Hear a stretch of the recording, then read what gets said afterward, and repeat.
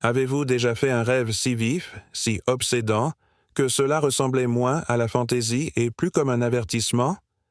Imaginez maintenant si ce rêve ne vous appartenait pas, mais à Carl Jung, le psychanalyste légendaire qui a cartographié l'âme humaine comme un explorateur dans une vaste et inconnue.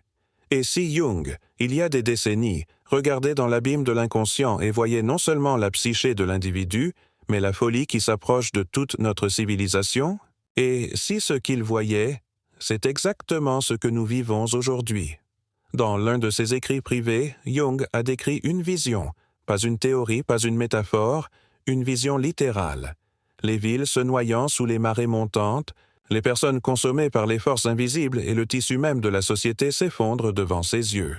À l'époque, il a été rejeté comme un épisode psychologique, peut-être même un moment d'instabilité.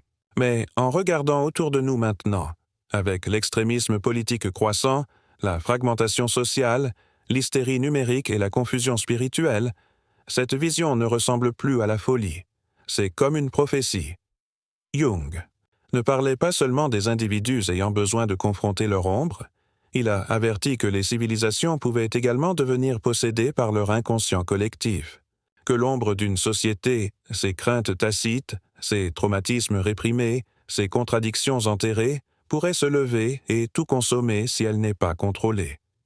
Aujourd'hui, alors que nous regardons l'irrationalité se normaliser, la vérité devenant fluide et l'anxiété devenir un état permanent de l'être, nous devons demander, était-ce le chaos Jung prévoyait? Il ne s'agit pas seulement de psychologie, il s'agit de survie. Il s'agit de comprendre la tectonique intérieure de notre âge avant de rompre tout ce que nous avons construit. Jung pensait que lorsque les individus perdaient le lien avec le sens, le mythe et l'âme, ils ne deviennent pas libres, ils deviennent dangereux. Parce que la nature déteste un vide, et où le sens est absent, la folie se précipite. La question n'est pas de savoir si Jung a prédit le chaos d'aujourd'hui dans un sens littéral. La question est plus profonde. C'est s'il a découvert un code caché dans la psyché humaine qui, s'il est ignoré, nous condamnerait à répéter les mêmes catastrophes archétypaux encore et encore. Inondations, incendies, effondrements, renaissance. Des modèles qui font écho non seulement à travers les livres d'histoire, mais à travers nos rêves, nos peurs, nos titres. À l'heure actuelle, il y a une guerre, non seulement sur les champs de bataille ou dans les arènes politiques, mais dans le domaine invisible de la psyché. Une guerre entre la conscience et l'inconscient, entre le connu et le réprimé, entre l'ordre et le chaos. Et dans cette guerre, croyait Jung, la plus grande menace n'était pas externe, c'était interne. C'était l'ombre que nous refusons de faire face. Alors, qu'est-ce que Jung a dit exactement? Qu'a-t-il vu venir? Et pourquoi ces paroles, enterrées dans des revues et des livres, sont-elles plus d'un siècle, plus pertinentes que jamais? Si vous êtes prêt à regarder dans le miroir que Jung a tenu à l'humanité, vous pourriez ne pas aimer ce que vous voyez. Mais une fois que vous le voyez, vous ne pouvez pas le voir. Parce que peut-être, juste peut-être, il n'essayait pas de prédire l'avenir. Peut-être qu'il essayait de nous avertir. Carl Jung n'a pas écrit comme un homme de son temps. Il a écrit comme quelqu'un qui était sorti du temps, quelqu'un qui avait vu tout l'arc du destin humain d'un point de vue qui a osé grimper. Au cours de ces dernières années, il parlait moins comme un scientifique et plus comme un prophète. Non pas parce qu'il a revendiqué la révélation divine, mais parce qu'il avait passé une vie à fouiller les couches les plus profondes de l'esprit humain. Et ce qu'il a trouvé là-bas n'était pas seulement personnel, c'était universel, c'était ancien, et c'était terrifiant. Dans ses journaux intimes, Jung a décrit un rêve récurrent qui le hantait avant la Première Guerre mondiale, une grande mer de sang se propageant à travers l'Europe, détruisant tout sur son chemin. Il ne savait pas ce que cela signifiait à l'époque, seulement que cela semblait réel, presque inévitable. Des mois plus tard, la guerre a commencé. Coïncidence? Peut-être. Mais Jung ne croyait pas à la coïncidence. Il croyait à la synchronicité, dans des modèles significatifs qui émergent lorsque l'inconscient commence à déborder dans le monde de l'éveil. Mais la vraie peur de Jung n'était pas la guerre. Sa peur était ce qui l'a causée. Il croyait que l'homme moderne avait rompu son lien avec le mythe, l'esprit, les vérités archétypales qui donnaient un sens à la vie. La science avait tout expliqué, mais ce faisant, il avait tout vidé. La rationalité est devenue un dieu, mais un froid et sans âme. Et sans un lien vivant avec quelque chose de plus grand que lui, l'homme s'est perdu, proie avec les idéologies, les mouvements de masse et les contagions émotionnelles qui ont monté de l'inconscient collectif comme des ondes de marée. Il a regardé avec horreur l'Allemagne nazie prendre forme, non pas parce qu'il était surpris, mais parce qu'il avait vu l'archétype émerger des années auparavant. Il l'a appelé la possession. Un état où une société entière tombe sous le charme d'une idée, d'une image, d'une projection, et se perd complètement. L'individu se dissout dans la masse. La réflexion est remplacée par le chant, le sentiment est remplacé par la frénésie. Et derrière tout cela, un schéma ancien se joue encore une fois. La montée du tyran, le sacrifice du bouc émissaire, la descente dans le chaos. Jung a averti que ces modèles n'étaient pas des reliques du passé. Ils vivaient en nous, en vous, en moi, dans tout le monde.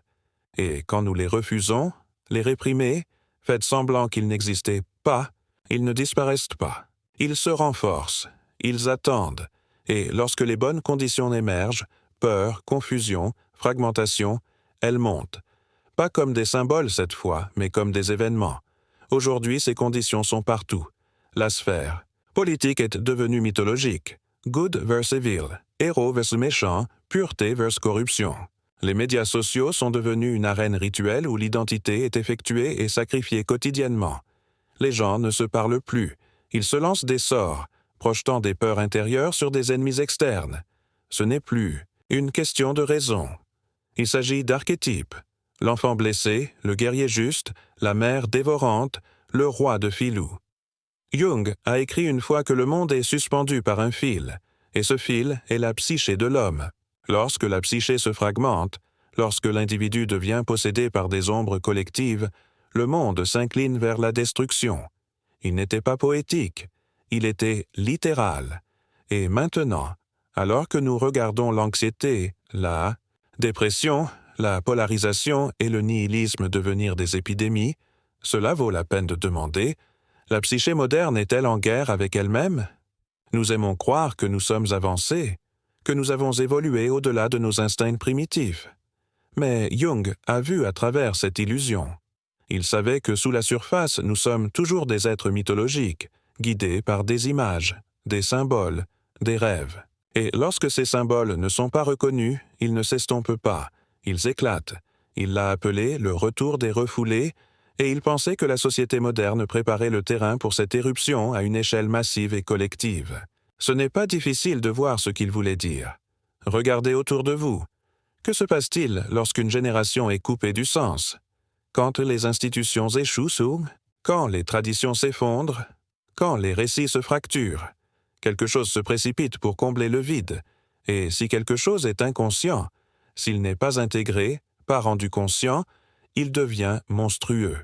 Jung ne croyait pas que l'humanité était condamnée, mais il croyait que nous étions en grave danger, non pas des forces extérieures, mais des forces en nous que nous refusons de faire face, et à moins que nous ne trouvions un moyen d'intégrer l'ombre pour affronter notre propre chaos intérieur, cette ombre se projetterait vers l'extérieur et façonnerait le monde dans sa propre image déformée. Mais comment affronterons-nous une ombre que nous ne pouvons pas voir? Comment combattre-t-on un ennemi qui vit dans notre propre esprit? Peut-être que nous ne le faisons pas. Peut-être que la vraie bataille n'est pas de détruire l'ombre, mais de le comprendre. Carl Jung n'a jamais vécu pour voir Internet, les smartphones, les médias sociaux ou l'intelligence artificielle. Mais d'une manière qui se sent maintenant étrangement prémonitoire, il a décrit leurs conséquences psychologiques des décennies avant leur existence. Il a averti que lorsqu'une société devient trop externalisée, lorsque nous versons notre énergie dans les machines, dans le bruit, dans les distractions au niveau de la surface, nous commençons à rompre la connexion avec notre propre monde intérieur. Et lorsque cette connexion est perdue, nous ne sommes pas simplement confus, nous devenons possédés. Jung croyait que la technologie, bien que neutre à la surface, pourrait devenir dangereuse si elle remplace ce qu'il appelait la vie symbolique. Les êtres humains, ont-ils insisté, ne survivent pas uniquement sur les faits. Nous avons besoin de symboles. Nous avons besoin d'histoires, de rêves, de rituels, des choses qui ancrent l'âme dans quelque chose de plus profond que des algorithmes et des informations. Sans cela, nous devenons creux. Et dans ce cavalier, l'ombre se glisse. Aujourd'hui, nous vivons dans ce que certains appellent l'économie de l'attention. Mais Jung l'aurait appelé autre chose, une guerre psychique. Chaque application, chaque notification, chaque parchemin est une bataille pour votre esprit. Pas seulement vos pensées, mais vos symboles, vos peurs, vos conducteurs inconscients. Les médias sociaux ne vendent pas seulement des produits. Ils vendent une identité. Ils se transforment en une marque, l'âme en une performance. Et sous les images organisées et les pointes de dopamine, quelque chose de plus sombre commence à grandir. Des connexions, comparaisons, envie, rage. Jung a mis en garde contre cette scission psychologique. Il a appelé l'inflation, lorsque l'ego s'identifie à une image ou à une personnalité au lieu du vrai soi. Plus nous devenons gonflés par le statut, par la réussite artificielle, plus nous devenons fragiles. Parce que l'inconscient ne se soucie pas de votre succès. Cela se soucie de savoir si vous êtes entier. Et si vous ne l'êtes pas, cela trouvera un moyen de vous le rappeler. Anxiété, dépression, dépendance, panne. Ceci, à Jung, n'étaient pas seulement des troubles, c'étaient des signaux, messages de la psyché que quelque chose avait mal tourné.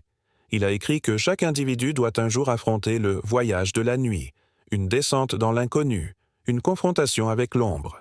Mais que se passe-t-il lorsque personne n'est autorisé à descendre? Quand tout est optimisé pour le confort, la distraction et le plaisir de surface. L'ombre ne disparaît pas, il attend, et puis il se manifeste collectivement, dans les mouvements, en panne, dans des éclats soudains de violence ou de désespoir qui semblent venir de nulle part. Nulle part. Ce mot, si souvent utilisé pour décrire le chaos. Mais pour Jung, il n'y avait pas de nulle part. Tout venait de quelque part.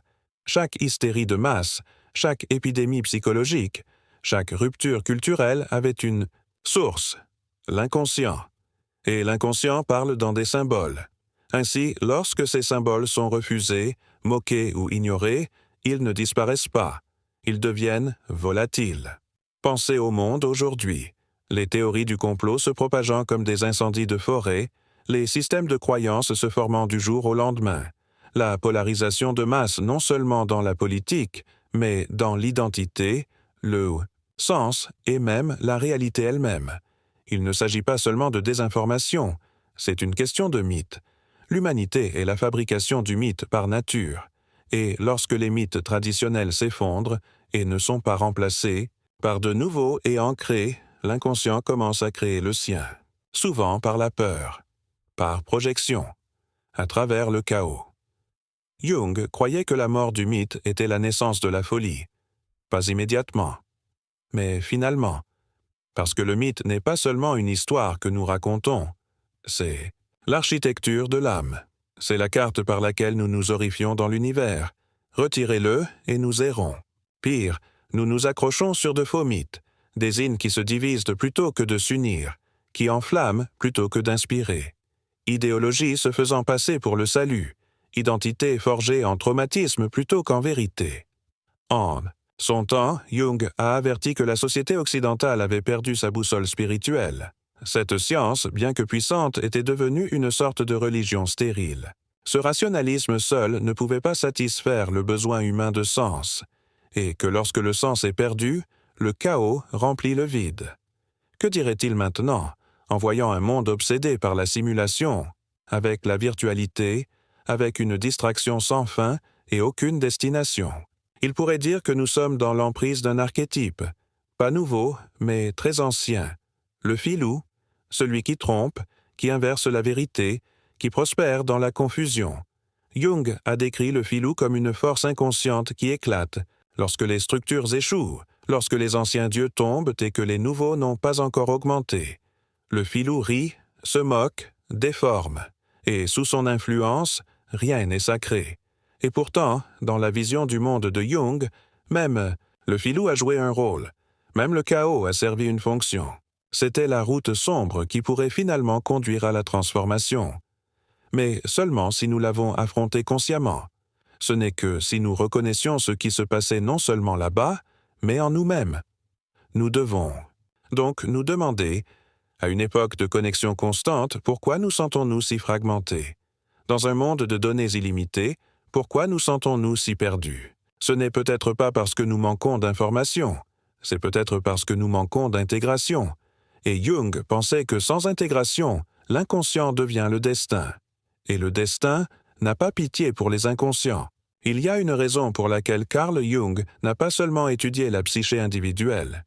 Il a étudié les civilisations, les religions, les mythes, les rêves partagés dans le temps et les continents. Il croyait que sous toutes les cultures, toutes les idéologies, toutes les histoires, il existait un plan psychique partagé, l'inconscient collectif. C'est à partir de cet endroit que nos archétypes émergent. Le héros, le méchant, la mère, le tyran, le filou, le paria. Mais la plus grande préoccupation de Jung n'était pas avec les archétypes que nous aimions, c'était avec ceux que nous avons ignorés.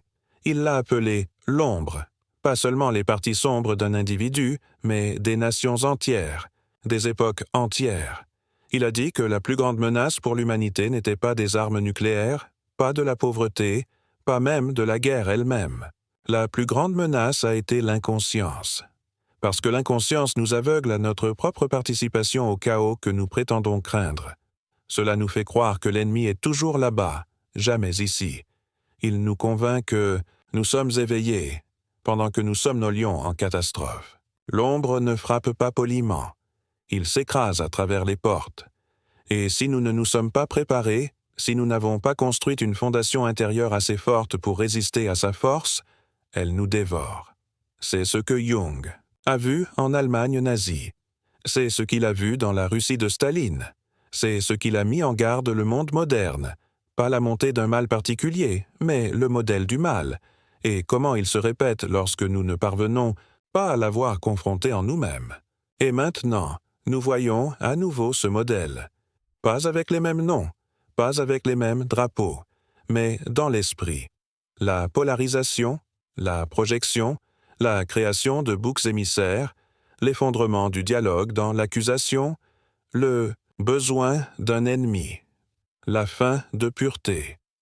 Tout cela signe que l'ombre monte, non seulement dans les gouvernements, mais dans les cœurs, dans l'esprit, dans les maisons. Mais Jung ne croyait pas que nous étions condamnés, il croyait que nous dormions.